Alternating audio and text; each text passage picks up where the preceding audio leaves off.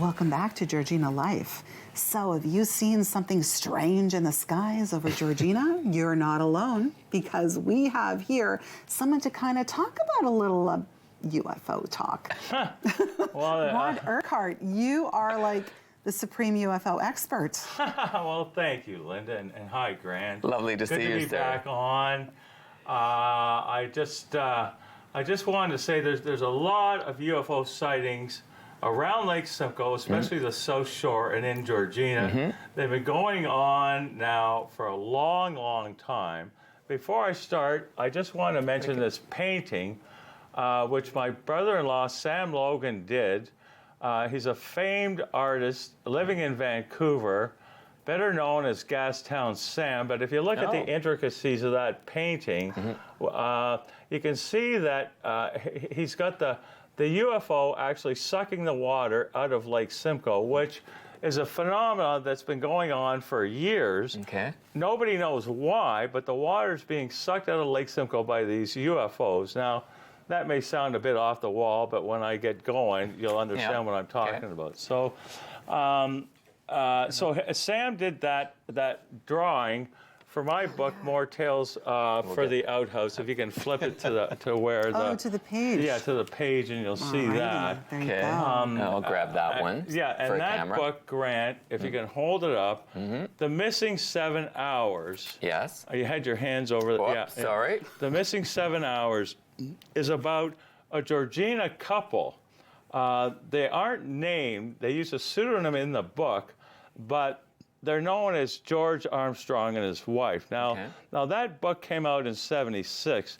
The Missing 7 Hours is about him being abducted by aliens when he took a car ride by himself, which he had no idea why he made this car ride, to Niagara Falls. Really? And somehow he made it back in an hour from Niagara Falls. Now, you know that's physically impossible because he phoned his wife from Niagara Falls and said, I'll be home, and was home in an hour, and it was verified that he was in Niagara Falls. Now, this book came out in '76. Okay. So I started at the Georgina era, covering Georgina back in '76. That got me interested in not only the Loch Simcoe Monster, which I was on earlier about, which was great, but UFOs. So I actually, through many friends, found out who this George Armstrong was. So I went to interview him. So I'll tell you a little story, which will amaze you, but I arranged with George and his wife to sit down. They were very prominent business people. That's why their names were not used. Very prominent. Big house in Jackson's Point. We sit down at their kitchen table. I put on my trusty reporter's recording cassette deck with a microphone. He starts talking. I start asking questions, and then George says to me, "They're here." And I mean, what do you mean they're here? All of a sudden, my reporter's cassette deck, the tape starts spinning so wildly. It has never done that before that, and it's never done it since, and I'm still using it today. So then we had to scrap the interview, but and I won't tell you what we saw because nobody will believe me. But in those 7 hours, this George sat down with aliens in a spaceship, and the alien's name was Veritas, which George actually had this done. Very few copies, but it's his transcript of what this alien said to him, the alien named Veritas.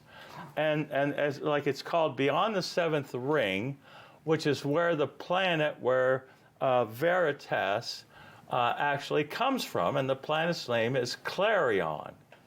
And so in the 7 hours he was gone, he kind of memorized what the alien said and put it into this, which these are very few copies. Now, I'm sure people out there are going like, what kind of drugs is Rod smoking this morning? But believe me, it's too early. I've only had coffee. I only thought that for a moment. But, I mean, I'm just sitting here and I'm just like having to put my jaw up because, I mean, I'm just fascinated, and I'm probably a little bit afraid of what we don't know, but I think I'm more fascinated because I've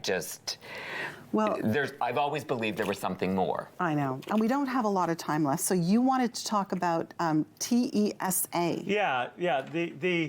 The Experiencer Support Association, which is set up by Ryan Stacy.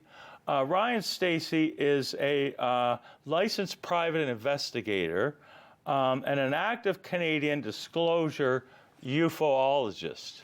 So at the bottom of the screen, if you could put experiencersupport.org, which is where you can go to find Ryan's information, and also if you have sightings.